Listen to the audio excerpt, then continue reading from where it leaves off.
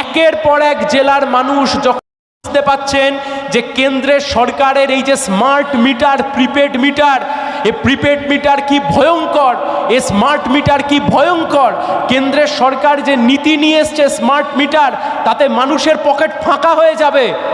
লাল ঝান্ডা এতদিন ধরে বুঝিয়ে এসছে, লাল ঝান্ডা এতদিন ধরে বোঝানোর চেষ্টা করেছে।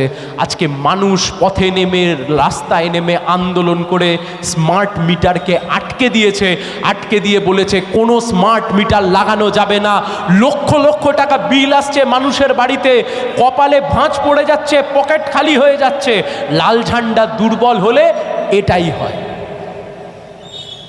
বামপন্থীদের শক্তি যদি কমে যায় তখন এ সর্বনাশী হয়। বামপন্থীদের শক্তি যখন বেশি ছিল, লাল ঝান্ডার যখন শক্তি ছিল, কোথায় ছিল স্মার্ট মিটার? ছিল না।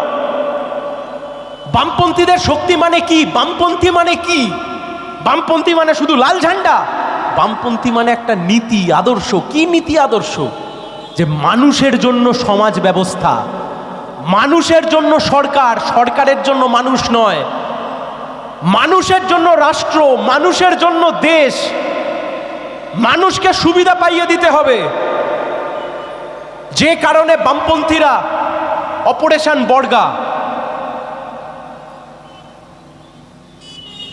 লাঙল যার জমি তার, যে চাষ করে, যে কৃষক চাষ করে তার জমি, কারা করেছে? বামপন্থীরা করেছে। অবৈতনিক শিক্ষা, ছেলে মেয়েকে স্কুলে পাঠান, পড়াশোনা করান, শুধুমাত্র বড়লোক বাড়ির ছেলেমেয়েরা পড়াশোনা করবে আর গরিব লোকের বাড়ির ছেলেমেয়েরা পড়াশোনা করবে না, এ হতে পারে না। অবৈতনিক শিক্ষা কোথায় উঠে গেছিল শিক্ষার মান পশ্চিমবাংলায়? 1998 সাল থেকে 2011 সাল যতবার পশ্চিমবাংলায় ধুমধুমার করে প্রতি বছর ঈদ হয়েছে, প্রতি বছর দুর্গাপুজো হয়েছে, প্রতি বছর বড়দিন হয়েছে, ততবার পশ্চিমবাংলার বুকে প্রতি বছর ঢাকঢোল পিটিয়ে এসএসসি পরীক্ষা হয়েছে আর হাজার হাজার শিক্ষক শিক্ষিকারা চাকরি পেয়েছেন। বামপন্থীরা দুর্বল হলে কি হয়? আজকে চোখের সামনে কি দেখতে পাচ্ছেন? চোখের সামনে আপনারা দেখতে পাচ্ছেন বামপন্থীরা দুর্বল হলে কি সর্বনাশ হয়ে যায়। বামপন্থীদের শক্তি বৃদ্ধি মানে শিক্ষা, স্বাস্থ্য, কর্মসংস্থান, মানুষের জন্য ভাবনা, সাধারণ মানুষের জন্য ভাবনা, খেটে খাওয়া মানুষের জন্য ভাবনা। অপারেশন বর্গার মানে কি ছিল?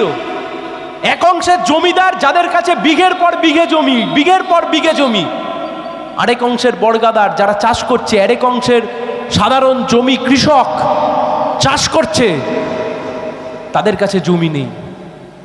বামপন্থীরা সেই কৃষকদের মুখে হাসি ফুটিয়েছে, তাদের হাতে সেই জমির বর্গা তুলে দিয়েছে। যে কারণে পশ্চিমবাংলার বুকে কার্যত দ্বিতীয় সবুজ বিপ্লব ঘোষণা হয়ে গেছিল। বামপন্থীরা শক্তি বৃদ্ধি হলে কি হয়? বামপন্থীদের শক্তি বৃদ্ধি হওয়া মানে 100 দিনের কাজ। পার্লামেন্ট কি কাজ? আপনারা ভোট দিয়ে জিতিয়েছেন, এমপি করেছেন, তার কাজ কি? তার কাজ শুধুমাত্র সিকিউরিটি নিয়ে ঘোরা না। 2004 সালে আপনারা যখন বামপন্থীদের শক্তি বৃদ্ধি করেছিলেন, গোটা দেশে 61 জন বামপন্থী সাংসদ, ইতিহাস সাক্ষী আছে। এই যে 100 দিনের কাজ নিয়ে আজকে এই যে চুরি দুর্নীতি দেখছেন, 100 দিনের কাজ কি তৈরি হয়েছিল চুরি দুর্নীতি করবার জন্য? না।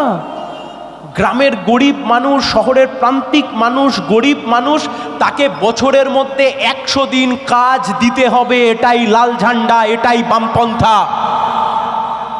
আমরা বামপন্থীরা বলেছিলাম লাল ঝান্ডাদের শক্তি বাড়ান, লাল ঝান্ডার শক্তি যদি বাড়ে তাহলে 100 দিনের কাজকে 200 দিন করতে হবে। এটাই সরকারের কাজ।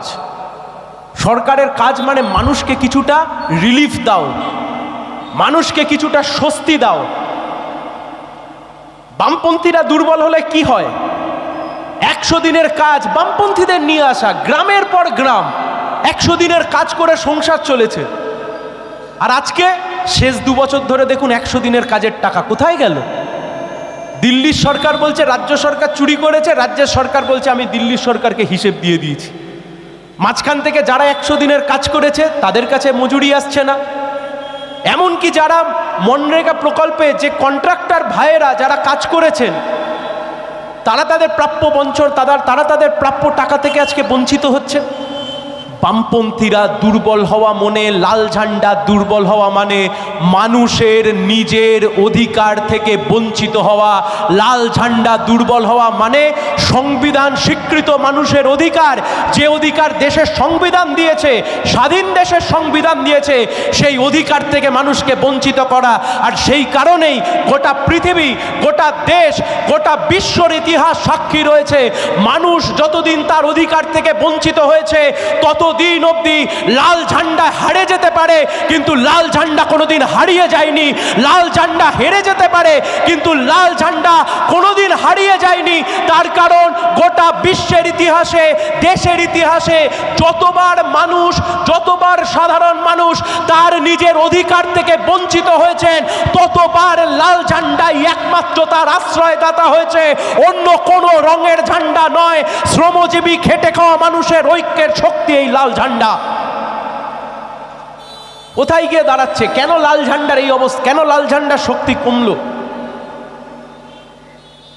শুধুমাত্র তৃণমূল, বিজেপি না, শুধুমাত্র দুটো মিডিয়া গিয়ে চেল্লামিল্লি করলো সব কমে গেল না। 2004 সাল দেশের ভোট, 61 জন বামপন্থী সাংসদ নির্বাচিত করলেন দেশের মানুষ। ইউপিএ 1 সরকার তৈরি হলো। আমাদেরকে বলল আপনারা অর্থমন্ত্রী নিন। আমরা বললাম না, আমাদের মন্ত্রক চাই না, আমাদের মন্ত্রিত্ব চাই না, কিন্তু আমাদের চাই মানুষের জন্য, মানুষের জন্য আইন।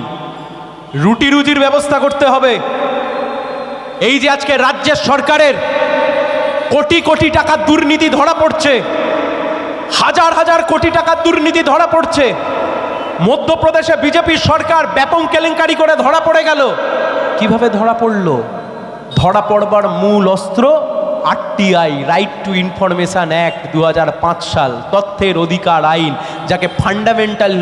যাকে ফান্ডামেন্টাল রাইট হিসেবে, মৌলিক অধিকার হিসেবে ঘোষণা করলো সুপ্রিম কোর্ট।